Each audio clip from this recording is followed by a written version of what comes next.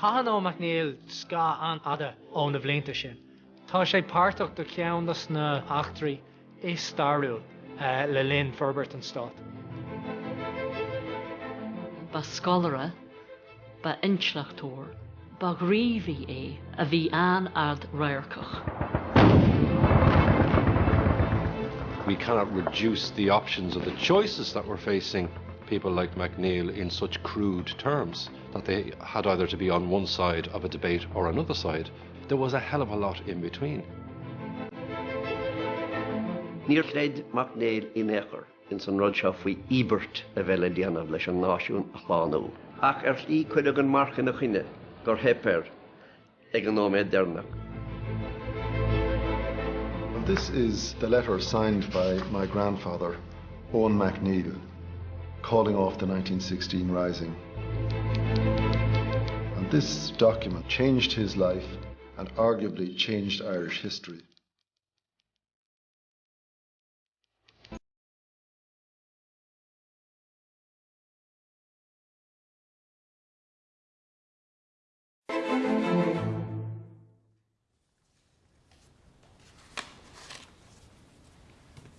I'm the youngest son of the youngest daughter of Eoin Mac Néill. He's my grandfather. Eoin Mac Néill himself was a man of documents and letters and records. He was a hoarder, I suppose, rather than a person who was careless about documents. He knew their value.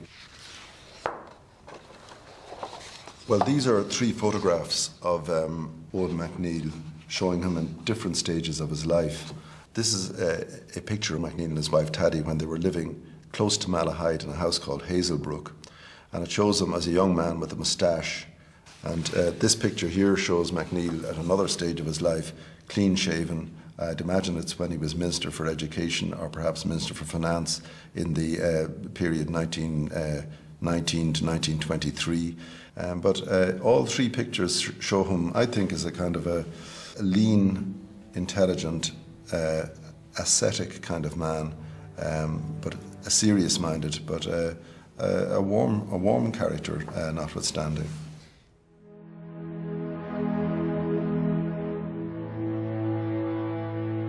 He wrote a memoir detailing what had happened in relation to his own early life and up to the time of his resignation.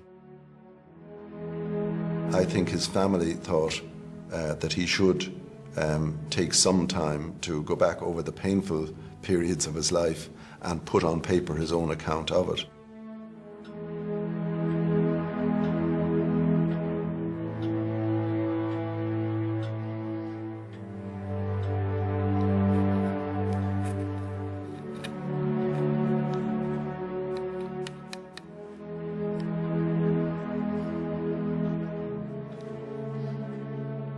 I was born on May 15th, 1867.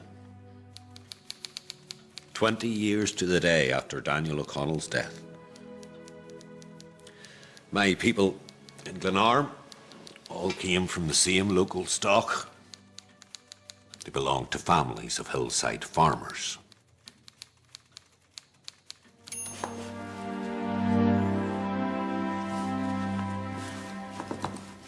My father had started life as an apprentice to the shipbuilding trade, completed his apprenticeship, became a journeyman, and in that capacity made a voyage as ship carpenter that he used to often talk about afterwards.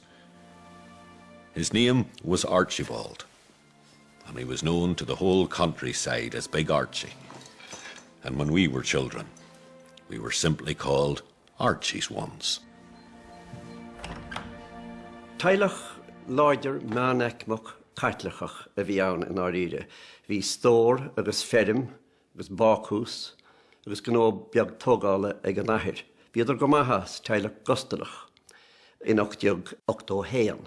Cuaig Mac Néill isteach mar lóistóir I go láiste bhfuil mhóig, agus chroigh sé tharbár. Bhí sé thar a bheith éarmúil, bhuaig sé scoláireacht, agus thosa sé ag clárú leis an ollscoil riaga, ar nó bord scrúdathe agus cáilíochtaí a bhí san ollscoil riaga ag an am. Agus an son in 1887 d'eistrir sé go blá clia.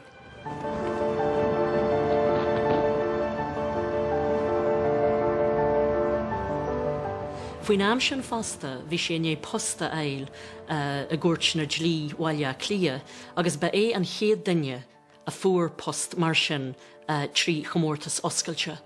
An nuas ar sin ba é an chéad chatlacach a fuair post mar sin.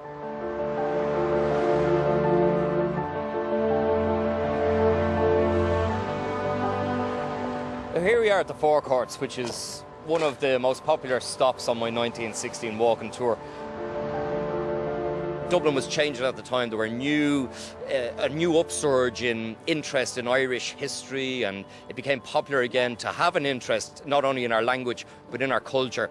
And here was Eoin Mac Néill at the centre of it. He has a few shillings in his pocket. He spent a quarter of his salary on Irish lessons. He's introduced to a new cultural aspect of Dublin.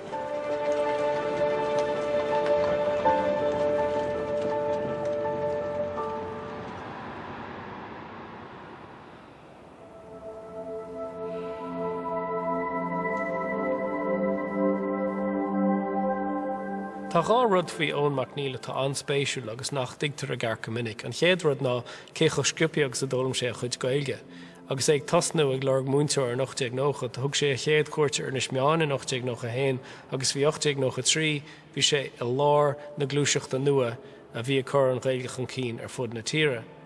An dara rud ná cécho lárnach agus a ráséis a fróséis bunithe sin, in áir is féidirling a rá gur eisina chur tús leis a bróséis i gceart, agus is é Eoin Mac Néill a deagraí an chéad crinú ag a buniu conar na gailge. Seo dréocht de litir a scríomh Eoin Mac Néill chuig Douglas de Híide ar an dara lá déag do mí meitheamh 8:93. Is é Mac Néill a thug an cuire chuig an críomhí níbhín chun freastal ar chruinú chun glúiseach nua a chur ar bon. Glúiseach a bheith sé mar aimime an réige a chur chun cín mar hanga leabhartha in éireann.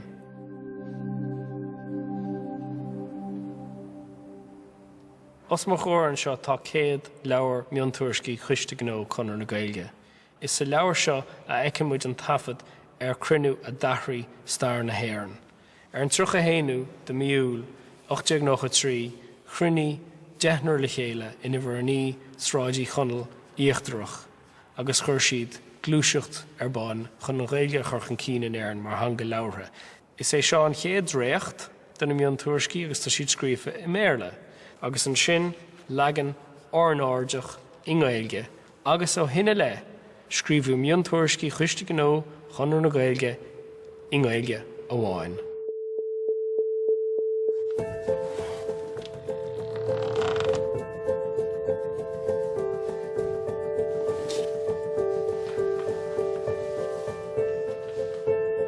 The Gaelic League gave the young people of the country something they could do for themselves and of themselves in the work of national regeneration.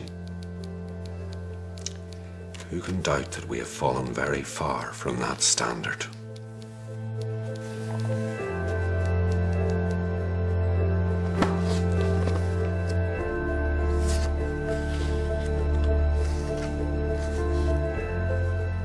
When I was secretary of the League, I once received an invitation to address a society of young men who met weekly in Dublin. The president of the society was a very young man called Patrick Pearse. I want to ask you one question. I addressed them on the subject of the language generally and the object of the Gaelic League. But in the end of the proceedings, I made an earnest appeal to these young men to join up with the League, which needed all the workers it could enlist. A number of them, including Pearse, came into the Gaelic League some time afterwards. Thank you again. Dear Mr. Mac Néill, you will recollect that on Friday evening I requested on the part of the New Ireland Literary Society that you deliver a lecture before us towards the middle or end of January. I now enclose you a copy of the rules of the Society. So seo os mo chóir an chéad litir scríomh Pádraic Mac Pearse chuig Eoin Mac Néill. Caidir of chasta, caidir of a dathróch star na tíre, agus is é seo an áit in a dosníon an caidir of sin. So litir seo. Agus brahan tú agus tú á léamh gúil sé Beagnaín beidir nervhíiseach ag scríomhan litirseach ag Mac Néill, duine bhfuil anna bheas aige agus ag géirí ag impi leabhart ag an ócáid seo. Bhí anchaidirh idir an Piarsach agus Eoin Mac Néill. Nuair a hanig Padraig Mac Piaris is teach gan na Gaeilge, ba é Eoin Mac Néill a haci go mór leis agus bhí sé ar na daoine a bhil é mar bhall de chonú na Gaeilge. In a sense, Mac Néill had taken Pearse in under his wings when it came to the Gaelic League movement. They would have been linguistic soldiers together. And, you know, the Gaelic League movement brought an awful lot of individuals like that very close together. Sé rud í dhéanann conranna gur chroigh siad saol sóisialta a bhí paringteach. Do go leor daoine óga, idéalacha. Bhí na choláistí saoraigh, bhí scailena saoraigh. Bhí céilethe, feisina, ócáidí slógaí le daoine thuirt le chéile.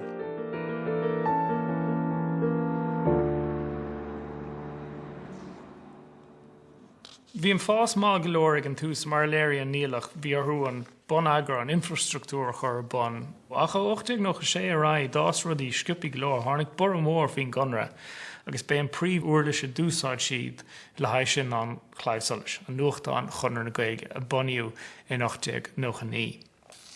Inis ní láidmh ar a méid ibre a dhéon Eoin Mac Néill. Dhéann sé obair na gapal go speisialta i gcúrsaí agartháideachta agus i gcúrsaí feilseáideachta. Bhí sin orúnaí ar nó ar chun na Gaeilge, idir 1893 agus 1897, agus ar nó is obair dheonach a bhíonn se ar fad, obair gan pá. Bhí sé ag obair ins na ceithre cuairteanna. Stan sé ag obair mar chléireachs na ceithre cuairteanna go dtí néideag agus an lé. Agus bhí sclábhaíocht a buint le seo, agus obair vasaltha é ar go leor bailí. Cuir sé isteach go mór ar a chláinte. Thart ar níideag sa hocht na mar sin, rinne an nílach cinenne tang siar an gonra lean sé ra mar bhail, agus lean sé ra tuair takeíocht an agriocht agus scríb sé altainna a níiseach sa ríis, ach tharang sé siar ó nó ratha an chonra mar hastíhhaid dúr níos mó ar ábhar léinn.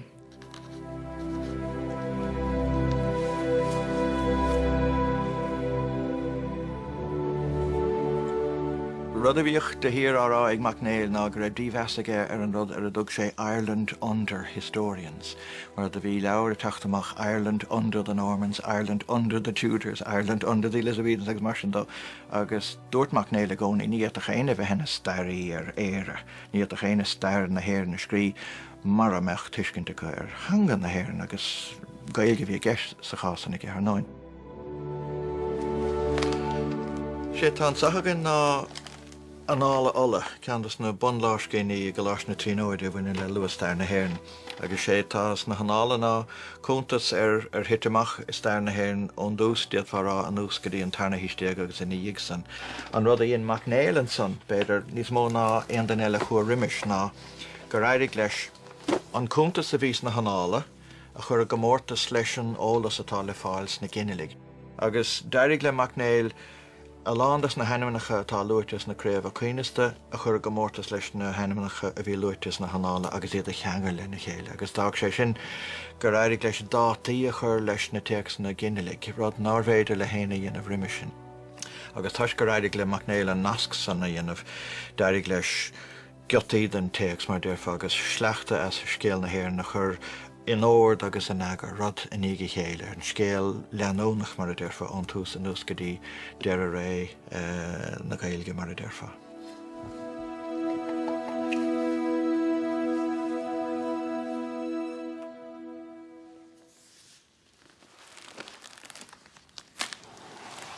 Cámid smaoineh is dócha sa tréimhse 1902 agus 30 ó híomh an nílachta grabh sé na sort elder statesman ag an buinte sin, a bhí sé mar rinne a bhunaí glúiseacht na Gaeilge 20 bliain roimhe sin, a níos bhí sé tréis 5 bliana a chahabh tíomh muid a phríomh chró glúiseacht na Gaeilge, ní raibh bainte go leis an bolíocht, bhí sé plé le cuasaí ollscoilíochta, agus ar nuaidh bhí gnó an chonrail ag leanachta ráid, agus bhí ceist an home rule ag teach go mórchan cín sa tréimhse céine.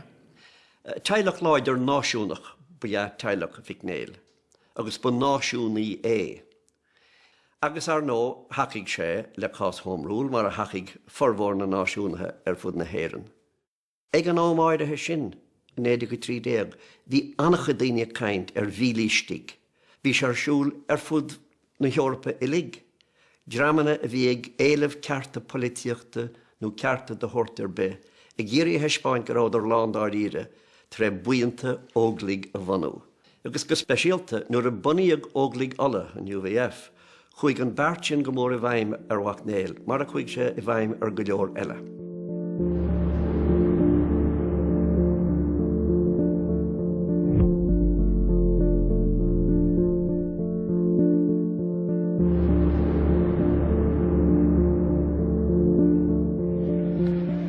At that time, a great change was shaping in the political situation.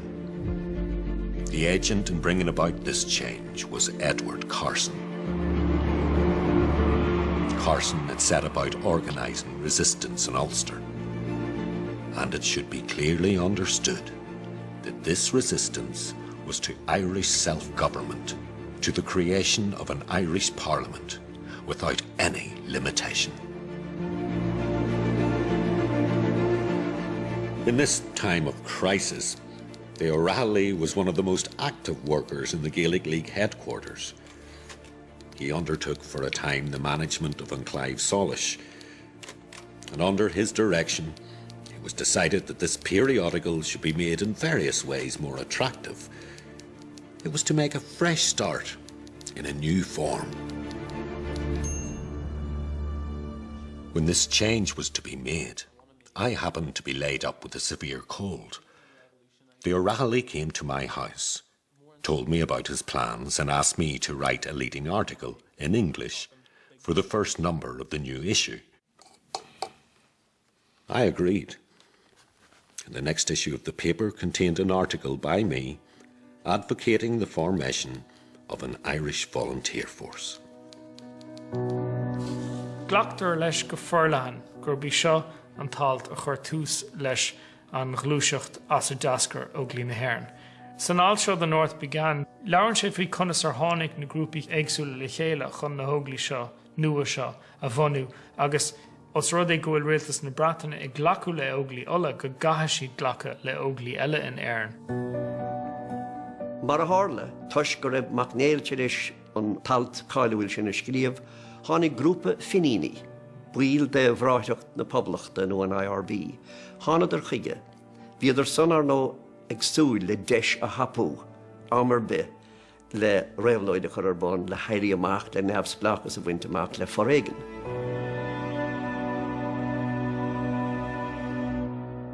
Nuair a chonigad ar an mulla seo a teacht ón bhar, séimh, cnasta, meán eicmach, scoláróid seo, dúradar seo go díreach an fear atá teastóling mar cheanara, seo hain íomhá atá ceart.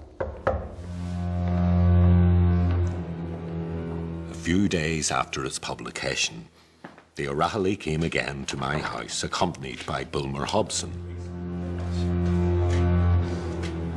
They referred to this article of mine and asked me did I mean it in earnest. I said of course I did. I should not think of publishing it otherwise. And then at once we began to discuss plans for the institution of a volunteer force.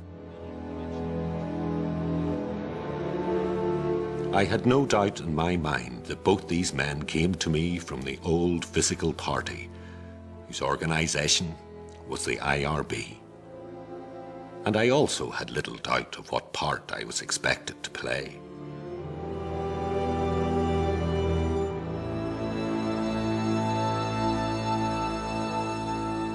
Bhí brárachas na poblachta le tamil rivisin ag gura fórsa mílta a bhunú, agus del Mac Néill góib, nuair a bhí duine mar é a caint ar orsa óglach a bhunú. Chuide sé go mór leob, agus chuid ó sesin leob mar cheanara, dámach duine mar é a bhí anta mar chunrathór agus mar náisiúntóir, ach nach raibh bainteach le éon fortsaí ar le na éon drama le. Bheadh sé go maith mar cheanara mar déad sé daoine de chinálach í éagsúla. Tháinig costebeag le chéile leis a scéal a phlé, agus daoine a bhain leis a gunra chuid ag daoine a bhain le brárachas na poblachta, rins daoine a bhain leis a barsaí náisiúnach fiú, agus daoine bhí canál neamsblach a bheag nó mhór, agus nuair a chuir siad an gharm amach bhí cruniú mór peibli, agus baléir ó hús gur anspéis ag go bobbal sa mhór san ó seo.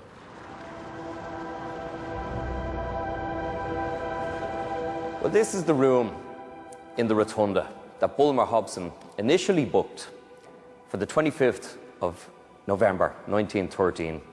The objective of that meeting was to found some sort of a volunteer force. When you look at the room, you see maybe 400 or 500 people would be the max capacity here. As it turned out on the night, so many people turned up that the rink itself, which held 4,000 people, was not big enough. So an additional meeting had to be held in the gardens of the rotunda. People in Dublin probably felt it was time for them to form some sort of a defensive organisation.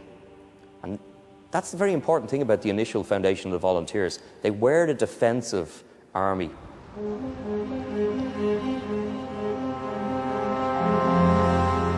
Sína mé go tús nach ra imrí Mac Néill faoin míleatachas sna hóglaí. Hiig sé ceirt bhí gceist, bhí stigire fórsa míleata a chuir ar bun le cearta na tíre a chosid.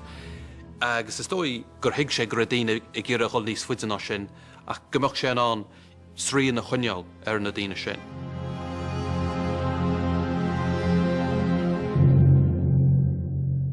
Ar dús ama bhí John Redmond agus Nationalist Party níor hahan an rud san ló. Mar bhí glúiseach mór náisiúnta ag fás nach raibh faoin a smacht. Bhí ar deire hir hawl, éilehartha go gaach sé féine bheith istigear agus na go gaach sé formhór na máil ar goiste stúra animnú. Sé sin níietach John Redmond fiú, agus éana cheanar ar 40 Home Rule, gan aantas a thuirt don a rudsa.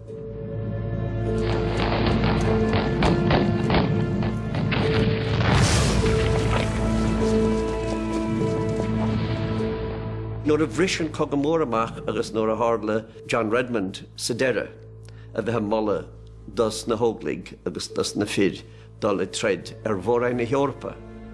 Ní réantaigh Mac Néill sin ar chorpa.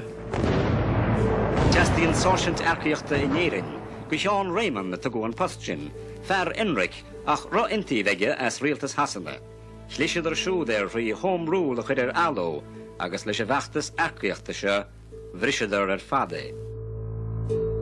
Tugann sé óráid ag Wooden Bridge ag Cunda Kilvantan, agus dearann sé ag an ácóid sin gur bhá leis an óglaigh dul go órap, wherever the firing line extends, in defence of right, freedom and religion in this war. So sé sin órad antáhachtach, agus tar éis sin curann sé na hóglaigh trí na céile. Scoilt na hóglaigh agus bíochas náránach mionlach dílis do Mac Néill. Bhí sé níos ganas ar bhuian a bhí tumanta do chas na héireann amháin agus de éire a chosint. Ach níos táchtaí ná sin ar nó, ba bhó ar fad an tionachar a bhíag na finíní in níis ar an drám beag leidathe tar éis do óglaigh Redmond imach leo go dtí in Eorp nó imach leo isteach in San Áram. Tá réir sin bhí an IRB agus na finíní ag pleanáil réabhlóide, ag pleanáil éirí amach le stig de na hóglaigh. I ngánis do Mac Néill di athará ó nuair gur hála an scoilt.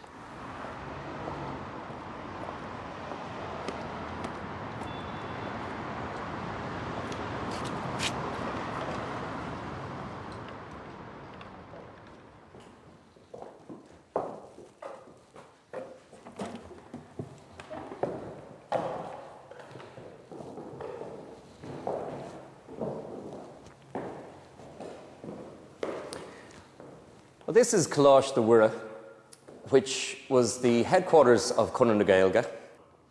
A very important gathering occurred here in September 1914, when the future signatories of the Proclamation of Independence and a number of other advanced nationalists gathered together and discussed the potential for some form of insurrection against British rule while Britain was at war.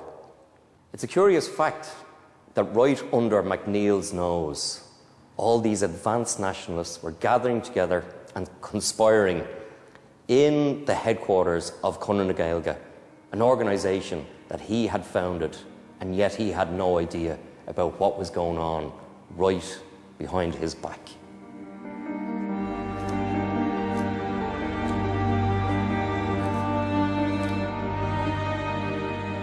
Caim a honneil gifne dús gur be cindanna bun aimimena riamh a bhí i conúna Gaeilge gur agriocht neamhheicteach neamhfolitiúil a bhéú intí.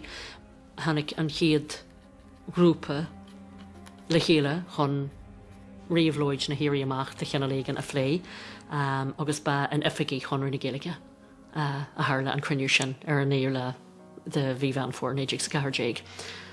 Mar sin tá sé dalí a ráit goró conúna Gaeilge neamhfolitiúil ag an fonte sin cinse. Bhí conúna Gaeilge an táhachtach i tuairs daoine isteach sa saol peibli mar is ar a go leor gan na daoine ar a bainteachab le níos ag séideag agus cuasaí na sin, bu an conra thug bailach isteach sa saol peibli ób, dólam siad sa ganra na skillenaí a bhanas le agrú agus cuman a reachtáil.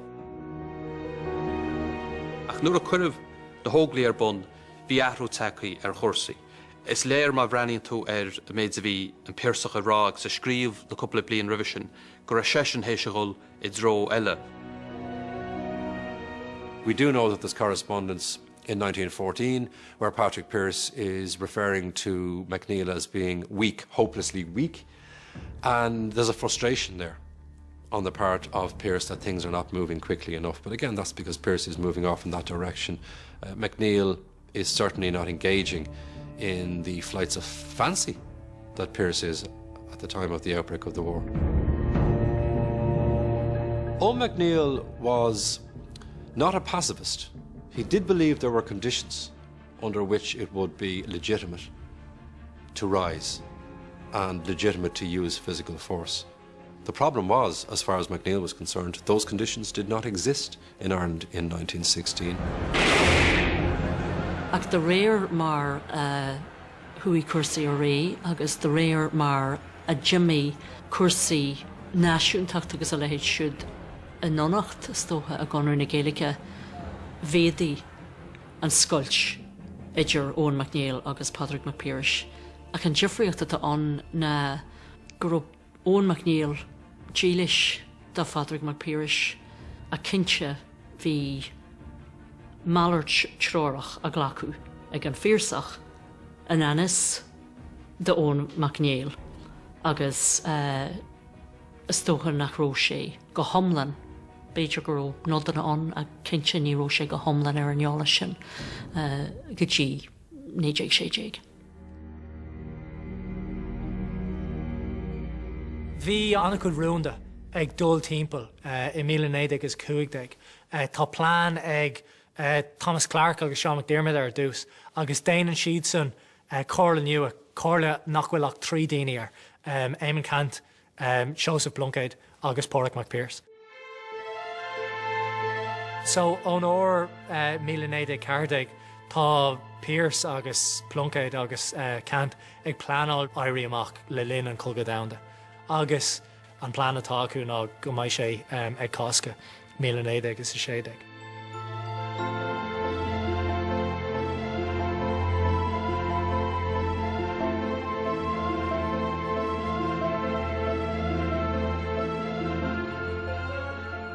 In the weeks before the rising, the word is beginning to get out. And actually, by the time you get to Easter week itself, it's becoming something of an open secret. And Mac Néill actually learns about a rising from one of his students in a tutorial who mentions that he's got instructions to go and bomb a bridge. So the word is getting out at that stage. But I think Mac Néill had believed the assurances that he was repeatedly given from the conspirators such as Pearse, who had assured him that there would be no preemptive action. Tá inléochtaí le bheith arsúil ag na hóglaí deir seachtain na Cásca. A bhfuil sé fíor mar tá daoine rálam gur éiríach a bheith sáin. Agus dáda an Pearsach ón sin gur an ceartaige gur éiríach a bheitán, ach nach féidir sé in rud a dhéine chun stop a chur leis sin is, bhí sé roiarnach. I went off and thereupon, before going to bed, made immediate arrangements with Hobson about counteracting that particular line of action. And early the next day, Friday, Messengers with my instructions, both verbal and written, were sent to different parts of the country.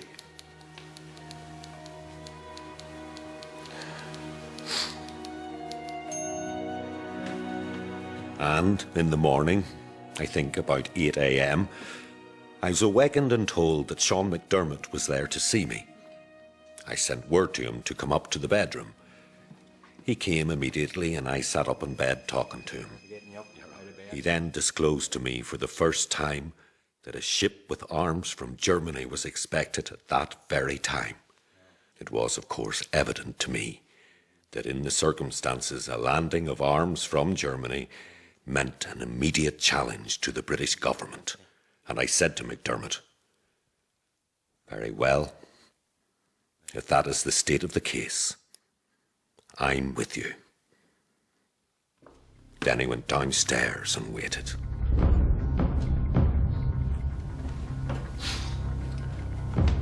When I came down, Pierce had arrived. And Pierce, McDermott and I had breakfast together. There was not much said. The situation being that all three of us were looking forward to an immediate rising in arms.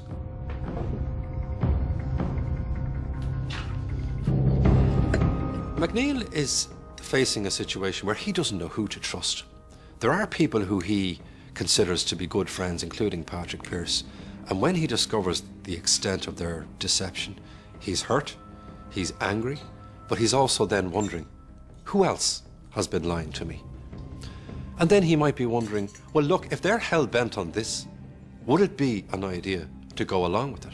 Maybe this will be the beginning of something that ultimately could lead us towards our aims.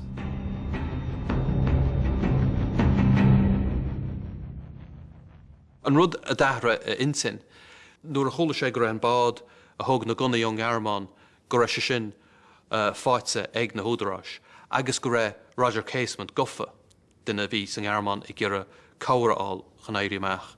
Nuair a hála sé sin Eoin Mac Néill nachmeach dóchan gunnaí ag an éirí amach, hiag sé freisin gomach na húdarás an ardal faoi. Is ag an nóméid sin a Eoin Mac Néill nach bhéad faoi in hechar ligint an rud seo dan a raig, an rud a bhí bearta heile haid dóna cásca, an slóga nó an mobilisation seo, a bheith hef hiirde na éirí amach a chur sa tiúil, agus bhartig sé gníomh dhéanamh láithreach chun an rud a stoppa. On the Saturday, news from the country began to reach me from various channels. I had now come to the conclusion that an armed rising would not be forced upon us, that there would be time to at least consider fully what was to be done.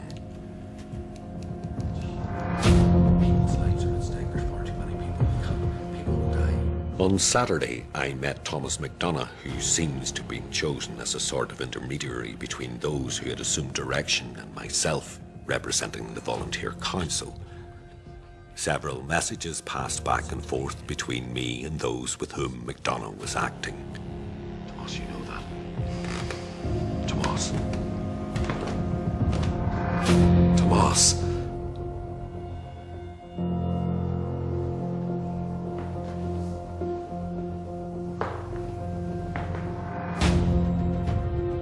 At last, about midnight, I came to the conclusion that these persons intended to have their own way and only wished to draw me into it.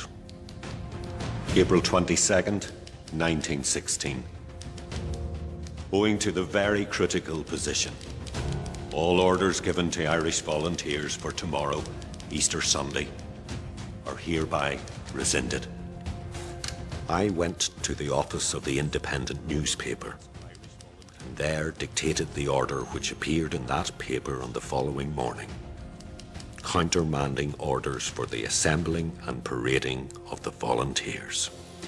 Eoin Mac Néill, Chief of Staff, Irish Volunteers. Is Dacarlum cinna Mac Néill a Hiskins an Tordú Calathe a chuir amach? Cá sé gur hiig sé faoin am sin, gur a struchtúr canis tebiste an hóglaí a feimú nefsblach Is Dacarlum éalú on túrim gur a over persanta Mac Néill a gceist, gur chuir sé asco héin go mór, híl sé go moyesin ceanara na nóglach. A churs an áideh cad é an dearcha a bhí ag Eoin Mac Néill, agus bu é Eoin Mac Néill an ceanara ar na hóglaigh. Agus bhí an gairim seo ag dul amach ag óglaigh na hÉireann. Ní ag an IRB amháin, ag óglaigh na hÉireann. Agus mar cheanara ar na hóglaigh, an ragarthacht a bhí na rudí bhí ráite aige faoi cad é ról na nóglach, cad é cospóir agus mar sin de, agus an teolas a bhí aige faoi gan airim a bheith ar fáil agus seo agus siúd. Ní dóilm féin gur féidir an Milán a chur mar jaall ar an ordú sin. Bíchas go méid an dáthúir amán na gcónaí, faoi cé chu a raibh uair na cinúna take agus ar hepéir é ahand. The countermand was hugely detrimental. You have got to remember this was a rising that was supposed to be nationwide. What the countermand order ensured was that most of the action would be in Dublin. It also ensures that there is a lot of confusion around in relation to who said what or who wrote what and why and whose orders are we following. Bhí sólacab gan ghlachach Mac Néill leis ag an nóméid zera. Nó fiú managlachach nach mach sé an stoppa chur leis, nach bhéadach sé a chuid ordathe chur amach. Mar sin chur sé ascó zera thocra siad nach bhéidir sí sleanach de raibh mar a bheith bartaíachab. Maiall ar an ordó bhí chur amach, ach go gataí sleanach de raibh lá ina dhé sin. Mar siad lean siad a raibh leis an éirí amach, ach is cinnte nach ra siad buí chorbe ga obair Mac Néill in zera seachtaine sin.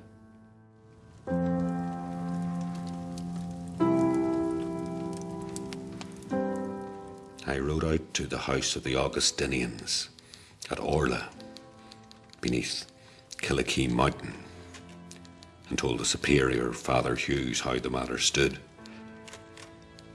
And he invited me to become their guest for an indefinite time.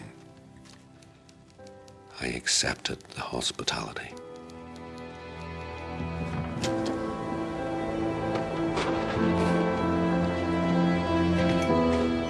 I stayed that night at Orla. I spent most of the time watching from the height. And as I watched alone, I suppose, I found the strain unbearable. From the roof, a large part of the city was visible. And almost every sound, rifle fire as well as artillery, could be plainly heard.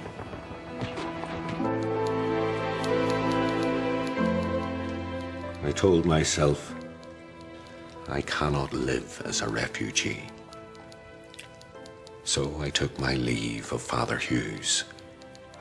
I thanked him for his unbounded kindness, and I went back to my brother's house.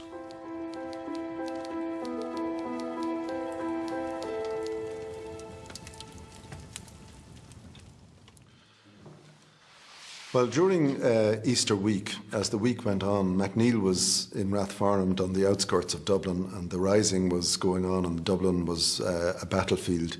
And he increasingly felt that he had to intervene, and he hoped that by going down to the city centre and presenting himself there to the British authorities who'd put a cordon around the city, that he'd be able to act as some kind of intermediary between the Crown forces and the rebels.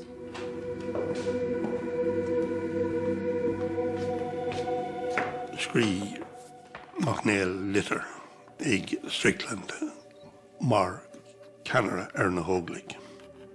An géirí Strickland búla leis chun cuasaí socra sí chána a chuirí bhaim agus mar sin ná. Agus dtír sé ar Hobson an litter a híú leis. Agus an fágur scrí sé an litter sá. Agus an fágur ír sé ar Hobson. Agus é seola mar fásnéise. Unless we get ourselves arrested, we have no political future in Ireland. Shishin Mac Néill was the first. A Dahan, a terrible beauty, was born.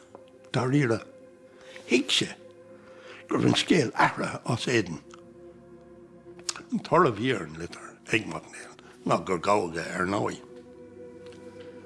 Mar bhí gceisting.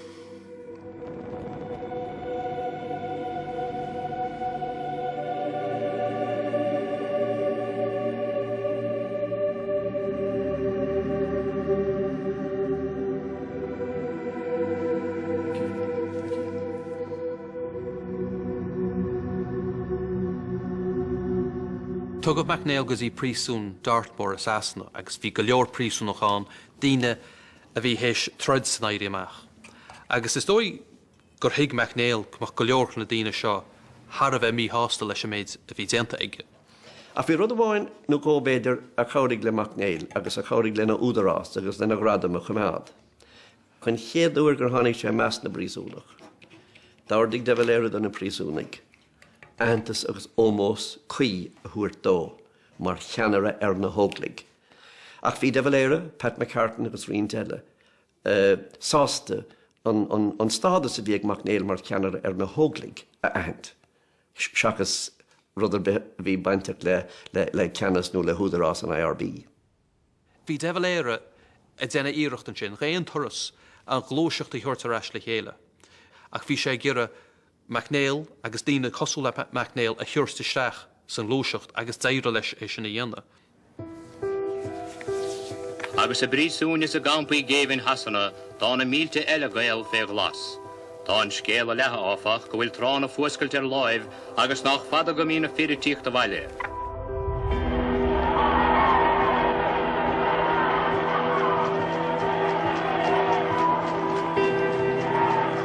The release of prisoners, 1916 prisoners, created an opportunity to Sinn Féin to begin to look at how they would mobilise and manage this change of opinion. And what you have to do with the release of the prisoners is ensure that there are very public and very wild celebrations, that these individuals are seen as heroes, to underline the extent of the transformation in public opinion. An Sinn Féin nua hagan amach, ní hé an party céin an party rih an airí amach agus party taréis an airí amach. Tá an anam mar an ggéine ach tá an party annachhuid difriúil ar fad is party public tánacha agus party réimhlódacht agus party militach cuma. Nuair anam ní ag de bhfuil éire chun seasamh i córthabhachán ag condaí an chlár. Ceantas na conílacha a dúirt sé ná go mbeadh Mac Néill ar an ardán leis. Tá an saoir fáil, Sinn Féin a thug leo é is céimhhainnig díomha, leis a blincéadach, le hartó grífa, agus leis an iarthóir ó go rugann fréamh leis, éman de bhfuil éire. Agus dá réir sin tháinig sé chun cín go mór in san Sinn Féin nua a tháinig annig dearan na bliana in 1970. Tágad de gáiléireann in 1980. Agus bhí sé na ara airgeadis sa chéad dáil ar feadh tamalaín garid go dtí gur cuireadh bíhála chuileáin áit an son ina ara tionscail. The parliamentary representatives of Sinn Féin agreed unanimously not to attend the British Parliament, and further decided to establish here in Ireland the government of an Irish Republic, to make that government function in every possible way. This work, from a standpoint of English law, was treason, rebellion, and all the rest.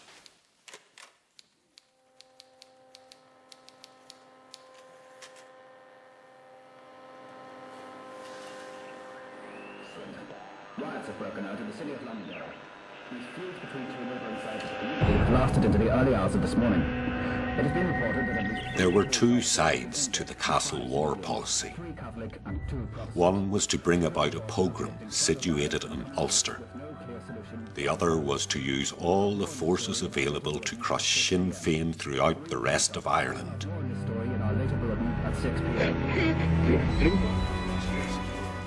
I was one of the ministers of the new Republican government. Since we were in a position of open revolutionary revolt, if we met publicly, all might be paralysed by a swoop from Dublin Castle, putting us under arrest. It was evident that sooner or later the British government must face one of the two alternatives: give up the pretense of governing Ireland or suppress the Republican government. The fight began in the form of arrests and shootings, and as things developed, guerrilla warfare.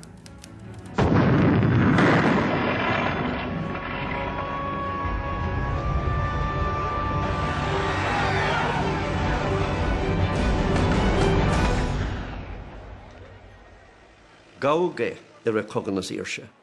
Tá sé 8,000 I brísún a coganas íirse. Agus nuair a tháinig sé mar ceapagé ina cheann chóirle an dáil. Agus ar nó is sé Eoin Mac Néill a bhí ina cheann chóirle na díospóireachtaí cinúnacha faoin chunra Angla éireannach ag deireadh na bliana éidirfis a héal. Sa teach seo má dín an taobh le nolog curú pan le pár. Article réití sí níú réiteach ar ainas agus tús le hainas úr. Ach ní réiteach an sásamh de bhaléir an á chail bhrú é, sé sagal ó son gur ligach leis a boblacht. Bhí sé a bhábhar an chonara, leabhar sé a bhábhar an chonara, ach ar nó mar ceann chóirle níor cha sé bhóta. Fer an Micheál Ó Coileáin cúis an tíorstát fí bhráid winter chathir chorcaí. Tá spreag an nó chun achrainn ar na cruníthe seo.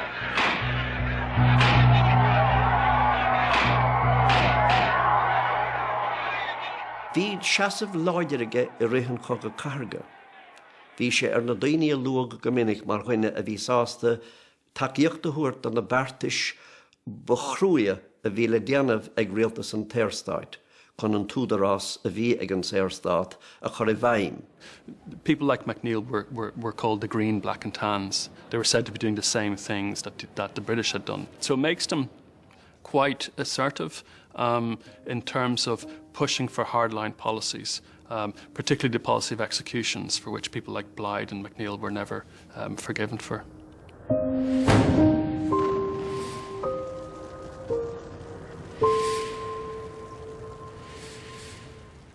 Eoin Mac Néill's own family were divided by the Civil War. Two of his sons fought with the pro-treaty National Army, and one of his sons, Brian, fought with the anti-treaty IRA.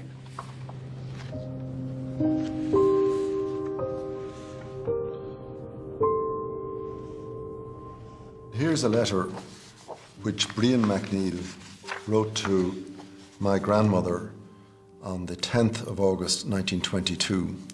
He says, "I'm glad to say that I am well and in good spirits. I hope that you are all the same.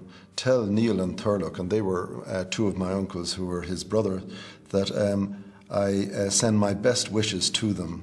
I would take a spin up to see you, but I have no wish to spend such lovely weather in a convict cell. He finishes his letter by saying, if Ahar, and that's his father, Eoin Mac Néill, had time, I would very much like him to drop me a line, telling me how he sees things. And within 30 days of writing that letter, Brian had been shot down on the top of Benbulben by Free State forces under the command of his father's government in very controversial circumstances.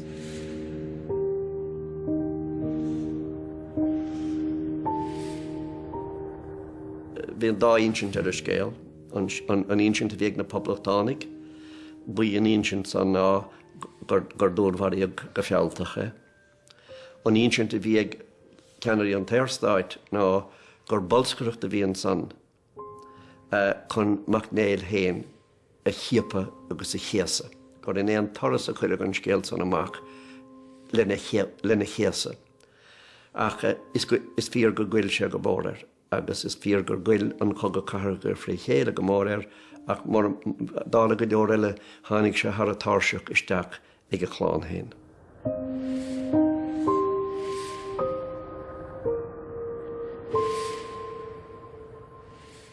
Ach an tréimh sé chaise mar aire, tháinig sé chun chláusóir nuair a ceapagé ina bhail de Comisiún na Teorann sa bhliain 1924.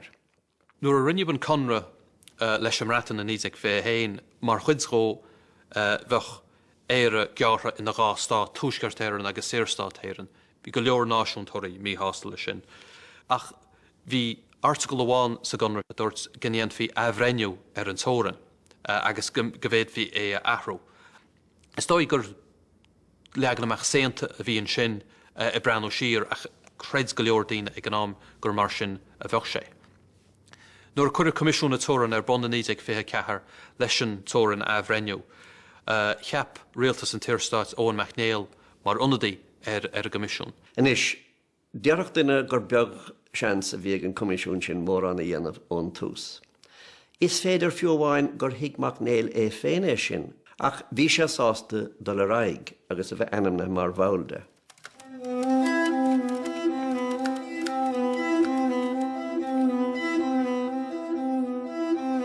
There's been a great deal of misunderstanding about the partition clause, Article 12 of the treaty.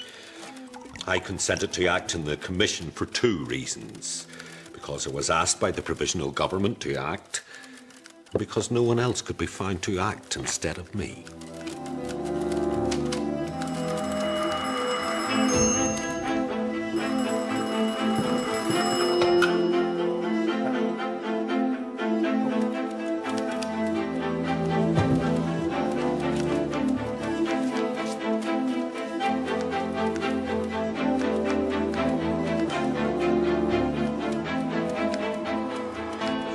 It was the most disagreeable duty I had ever undertaken, for to my mind it was nothing short of an outrage on Ireland, and I may say on civilization, to be asked to draw a line across this country, dividing it on the basis of religious differences.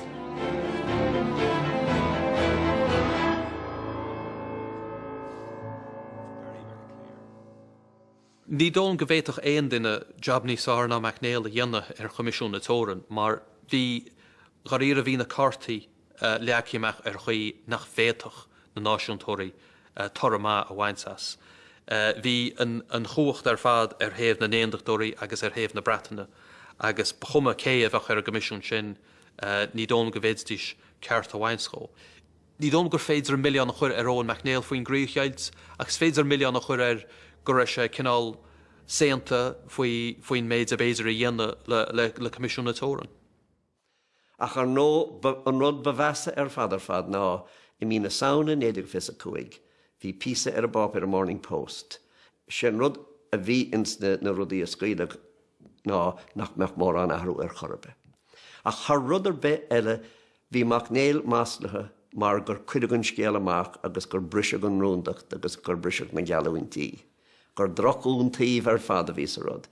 D'éirigh sé as a bhallríocht sa comisiún, d'éirigh sé as a bhallríocht mar ar a rialtais. Agus dá ríre píre déad faoi rá ón am sin a raig, gur fear é a bhí réig leis a bolíocht.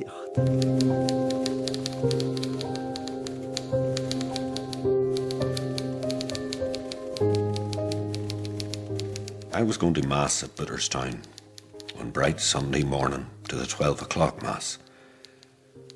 As I come down the road leading to the church, at a bend in the road, I saw a motor car drawn up on the roadside with no occupant.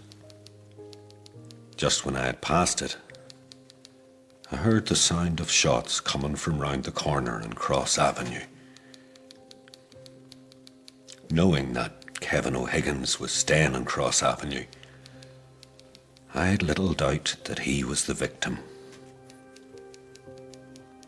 I knelt down beside him. He was still quite alive, but blind. He recognized my voice and said, "Is that you, John?" I says, "Yes." And he then began to give me instructions about his last wishes. He first said, "I want you to say that I forgive my murderers." Then he said, "Tell my wife I give her my eternal love." I had always been in the best of terms with O'Higgins, but in many ways there was not much sympathy between us. I knew that long before this, He had been saying to people that it was time the old man got off the tram tracks. And it was at his insistence and upon his motion that my resignation from the government had been given in. Personally, I was glad to escape from politics and get back to my own congenial work. I had never pushed myself into politics and never taken any prominent part in them, except at the request of others. In fact, under urgent pressure from them.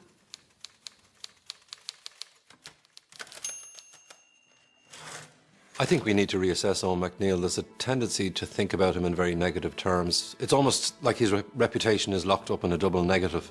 We associate him with attempting to prevent the Rising, which became such an iconic moment in Irish Republican history. And then we associate him with the Boundary Commission debacle in the mid-1920s. There was much more to Eoin Mac Néill, though. Matt Hammond chun éireacht narration a thuirteisteach don glún sogin sala atá aniuhan. Is fiú go mór féchins scríbhíní agus gríomhara agus héal lehéidí Eoin Mac Néill. Ní hamhain mar scoláire, mar follaiteoir, mar gníomhaí, ach mar rinne a ró i déal aige agus a bhí passionanta faoi na hí déal sin. Tá sé ráite go leor daoine go léir Eoin Mac Néill an chontóirt a bhanas le poblachtagus, le lábhláidir, le cóchealaigh agus mar sin de. Tá sé níos castanna sin, ní féidir sort néamh a dhéanamh Eoin Mac Néill agus daola dhéanamh do dhaoine eile.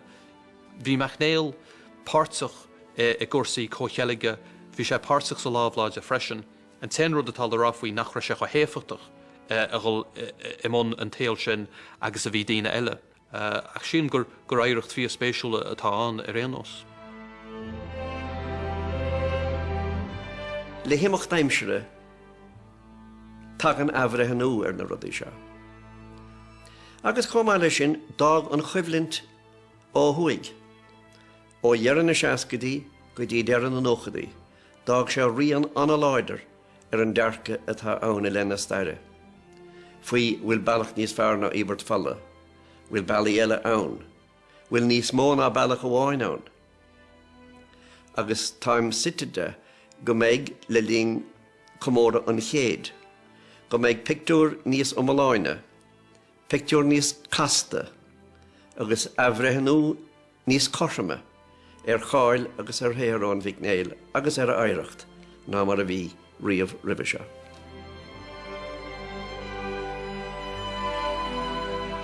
Well, next Sunday we have the compelling story of 3 Ulster women who made significant contributions to Irish political and cultural life in the lead up to and indeed during the Easter Rising.